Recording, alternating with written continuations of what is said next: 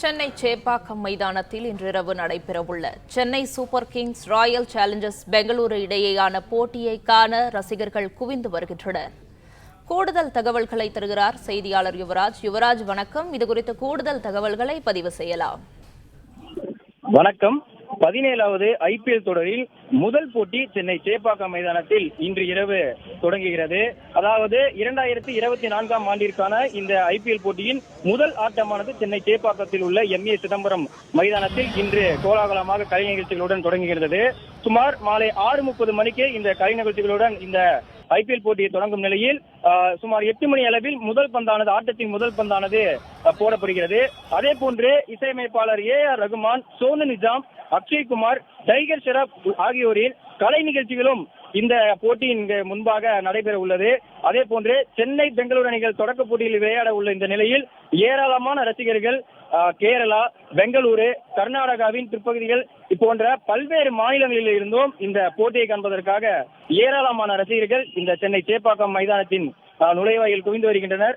அதே போன்று சுமார் 8 மணி அளவில் தொடங்கப்படும் இந்த போட்டிக்கு தற்போது, அதாவது மதியம் 2 மணிக்கு முதலாகவே ரசிகர்கள் ஒவ்வொருவரும் தங்களுடைய அந்த ஜெர்சியுடனும் தங்கள் அணிக்கான அந்த கொடியுடனும் தற்போது இந்த மைதானத்தின் நுழைவாயில் குவிந்து வருகின்றனர். அதே போன்று கடைசியாக நடைபெற்ற 16 ஆண்டுகளில், அதாவது சென்னை MA சிதம்பரம் மைதானத்தில் கடைசியாக நடைபெற்ற 16 ஆண்டுகளில் சென்னை அணியை பெங்களூரு அணி இதுவரை ஒருவரை கூட வீழ்த்தியதில்லை.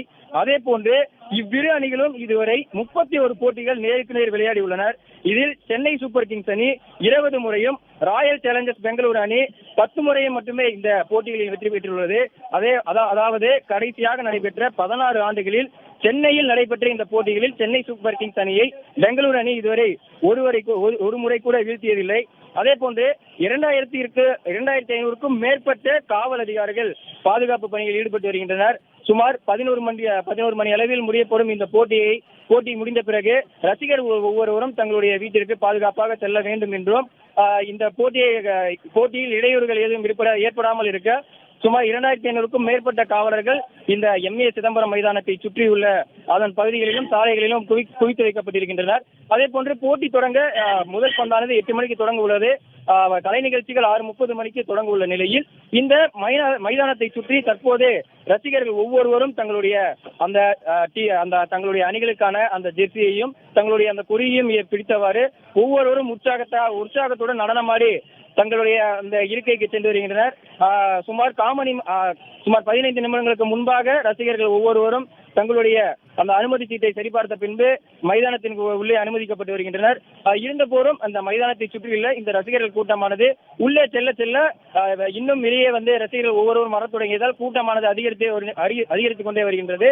இந்த ரசிகர்கள் ஒவ்வொருவரையும் கட்டுப்பாட்டுடனும் ஒவ்வொருவரையும் முறையாக பாதுகாப்பு பணியில் ஈடுபட்டுள்ள இந்த காவல் அதிகாரிகள் முறையாக சரிபார்த்து அவர்களை உள்ளே அனுப்பி வைத்து வருகின்றனர்.